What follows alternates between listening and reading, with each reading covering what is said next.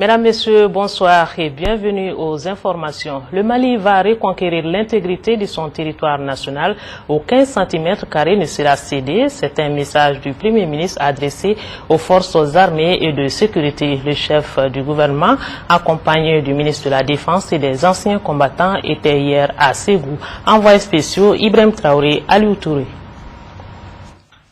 C'est habillé en bon militaire que le Premier ministre est arrivé au camp Amadou Chekoutal de Ségou. Cheikh Modibo Diarra est venu s'adresser aux militaires pour leur dire que le Mali n'a plus de temps à perdre pour recouvrer l'intégrité de son territoire national. Et pour cela, aucun sacrifice ne sera de trop. J'ai dit tantôt que je n'aimais pas la guerre. Parce que c'est la guerre qui fait de l'enfant un orphelin, de la femme une veuve. Mais en même temps, lorsqu'on aime sa patrie, on aime aussi la guerre. On devient amoureux de la guerre, mais cette fois-ci, de la guerre qui met fin à la guerre. De la guerre qui ouvre la porte à la paix et à la sécurité. Parce que sans paix, il ne peut pas y avoir de sécurité. Et sans sécurité, il n'y aura pas de prospérité pour cette nation. Je vous invite simplement, vous et moi, ensemble, à écrire cette page de notre histoire dont se souviendront les générations à venir. Le Premier ministre a tenu à rassurer les forces armées et de sécurité que le gouvernement du Mali mettra tout en œuvre pour atteindre l'objectif recherché. Il s'agit pour nous de reconquérir l'intégrité du territoire. Pas un centimètre carré de moins. Il s'agit ensuite de sécuriser toute l'étendue du territoire par une armée nationale et des forces de sécurité de cette nation. Il s'agit ensuite de mettre au niveau central une administration centrale de la République du Mali. Ces trois choses sont non négociables.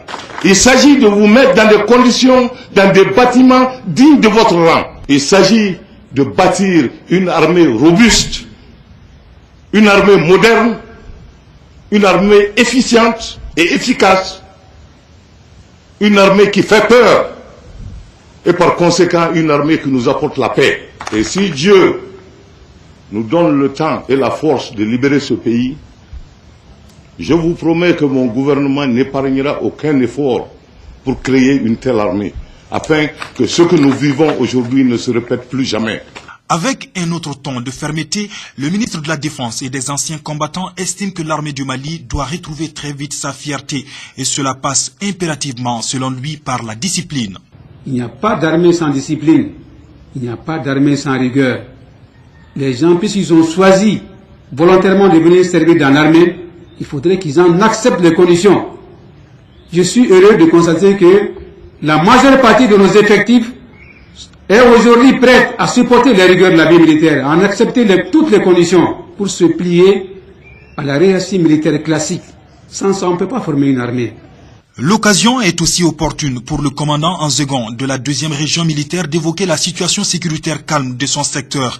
L'on note aussi que l'instruction des hommes et la mise en condition des matériels se poursuivent. Le Premier ministre s'en est rendu compte au cours de sa visite dans le camp. Cheikh Modibo Diarra a également apprécié l'état des habitations, de l'infirmerie et du centre d'instruction. Ici, le visiteur est surtout impressionné par le plat du jour de ses frères. Auparavant, dans la journée, le chef du gouvernement a pris part à la grande prière du vendredi.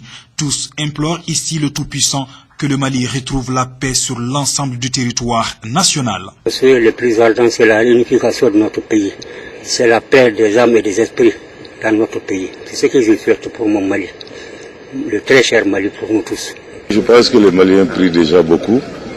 Nous continuons de prier maintenant pour que nos prières soient exaucées et que la situation au nord puisse se résoudre sans un conflit sanglant entre les différentes factions du peuple malien.